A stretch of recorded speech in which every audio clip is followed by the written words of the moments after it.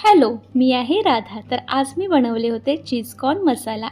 तर त्यासाठी पॅनमध्ये एक चमचाभर बटर मेल्ट करून घेतले, एक वाटी बॉईल केलेले कॉर्न घेतले आणि 2 मिनटं छान असे परतून घेतले. मग त्यात चवीनुसार मीठ, धनेपूड, जिरापूड आणि ही मिरपूड घालून घेतली आणि अर्धा चमचा मसाला घालून पुन्हा एकदा 1 मिनिटभर असं छान असं परतून घेतलं.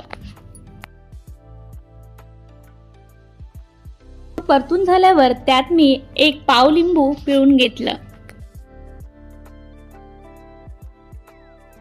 मग वरून बारीक चिरलेली कोथिंबीर घालून घ्यायची आहे. हे असंच पण खाऊ शकता, पण मी यात चीज घातलेलं. चीज घालून पुन्हा एकदा मिनिटभर असं छान मेल्ट व्हायला द्यायचं चीजला आणि मिक्स करून घ्यायचं.